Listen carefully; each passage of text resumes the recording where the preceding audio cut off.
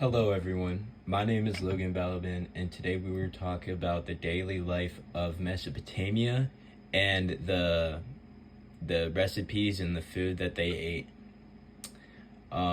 So about their daily lives, whenever they woke up in the morning, it was right when the sun peeked over the horizon.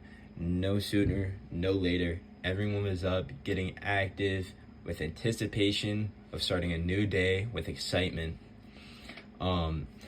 Every morning when the families rose, they would embrace the rituals of their daily life with purpose. They really valued their personal hygiene. They really valued their connections with people. They really valued their food, and they really valued their culture. Those are the four main things that top of their list. No particular order, but that was the top of their list. So they would start the morning off with baths. They would do their daily routines every day, not skipping a day. Make sure they're clean, ready to go. Because back then you had to stay clean to stay healthy. Super important for them. They wanted to be refreshed. They wanted to be invigorated. And then they'd go put on their clothes. Their clothes, it usually consisted of wool and linen, which they would get from vendors, barters, traders, anyone looking to trade for their food, because their food was really special. So they loved to be modest. Mesopotamians were very modest people. They never took more than what they needed. To compare it to us today, well, not really today, but recent times, we had the flip phone. So, knowing us, we went to the smartphone where we get apps, we get social media, la da da da da. Mesopotamians, if they had access to this technology, they would stick with the flip phone. They would, because all you need is to text and talk. You don't need all the games, you don't need all the social media, you don't need any of that. Obviously, they might not even have taken the flip phone. Pen and paper would have been fine with them. Obviously, the reason why they didn't have it back then is because they didn't have the technology, but pen and paper would have been fine with them. They love only taking what they need. They love taking precedence over fashion. They choose only the necessities. And for breakfast, it would usually just be hearty breads, fresh fruits, and maybe a bowl of barley porridge. They believed in the importance of a balanced diet, grains, meat, fruits, vegetables. Everything they do was with a purpose, with care, intention and purpose is the same thing, but they really got everything down to live the healthiest, safest lifestyle possible. So as their daily activities would go, the men would tend to the crops. They would hunt. They would get basically all the lumber, all the necessities for the women. The women, if they had kids, would care for the kids first and foremost. They would clean. They would prepare the foods, and they would even weave textiles at home. They were really hardworking people. I know a lot of people back then were hardworking. By the way, this takes place in 1700 BCE. A lot of people back then were hardworking because that's what you had to do to survive, but they were particularly hardworking due to the fact that that's just how they felt. I don't really know the reason, but they felt like they had to be hardworking. They felt like they had to just get things done and keep busy. So during meal times, those were usually the most important times of the days. I was talking a lot about modesty, but with modesty, they also love the bonding and camaraderie that comes with cooking and enjoying the cooking.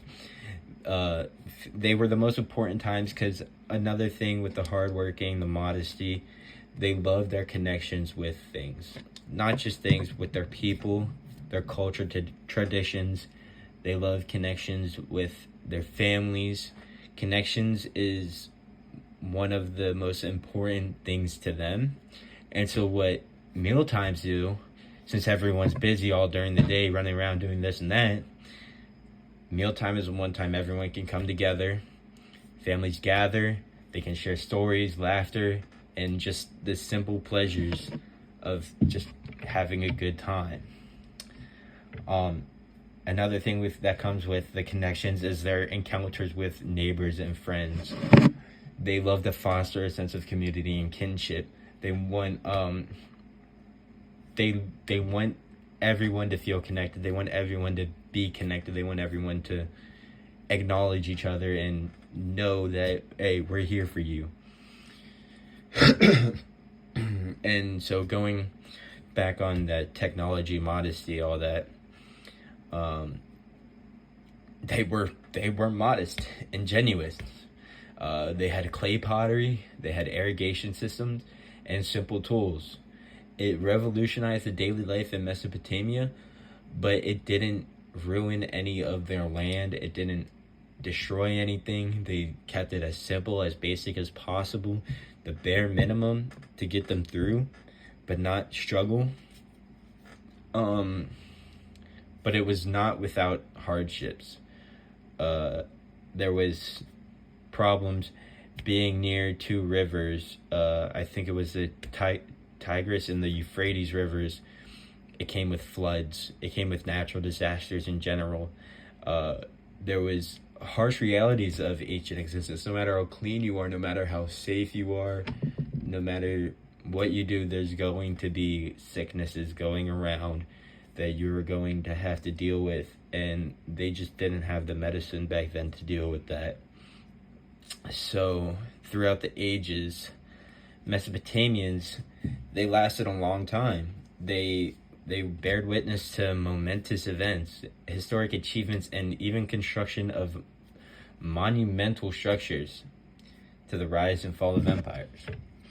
But basically, as night falls and everything gets quieter, Mesopotamians like to gather to unwind and celebrate the joys of life.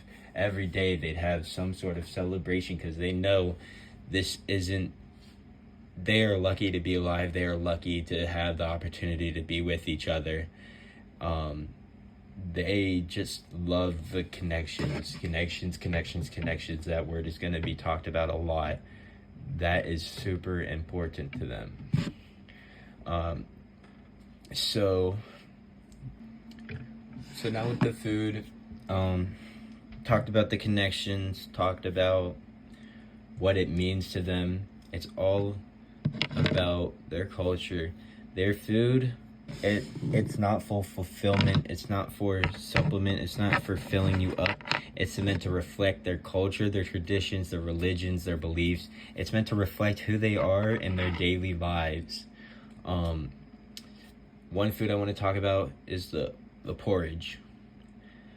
The porridge is made with fresh vegetables and grains, which they usually can get from their land. If not, they would trade it, barter it. Yeah. But the real important part of it is the spices. Their flavor is what shows their culture. The different flavors they use shows their beliefs, shows it's really, it just brings it all together. And yeah, it's one of their staple, that's like one of their staple dishes is the porridge. It's not about just filling your belly. It's about your connections with your roots, honoring tradition, and sharing a piece of history with every bite. It's super important. Basically, yeah, the men, they'd gather the wheat, they gather all the important necessities, and then the women, they would cook. And usually while they are cooking, the men would be the ones to look after the kid if they finished all their duties, look after the house, do whatever they need to do while the woman is cooking to make sure everything's going right, because they really believed in taking care of each other. Yeah, but the grains like wheat, the spices, they were all super, super duper important to making the meal, because it's not about how much you have, it's about the quality of what you have. So there you have it. That's the daily life of Mesopotamians. That's what their food means to them. That's who cooks, who gathers. Another thing I forgot to mention is that the most recent, a lot of recent meals today, little did I know, but little did a lot of people know, these meals came from Mesopotamia. Like, the recipes we have today, origins are from Mesopotamian recipes, and usually we would find them on tablets, clay tablets that were carved out with the ingredients on them, and we just expanded upon them. But yeah, we'd look at those tablets, made meals out of them, and now a lot of meals today are based off of those meals they made back then, which is really impressive in my opinion. But yeah, that's their daily life. Hey, stay tuned for more culinary adventures, and until next time, happy eating.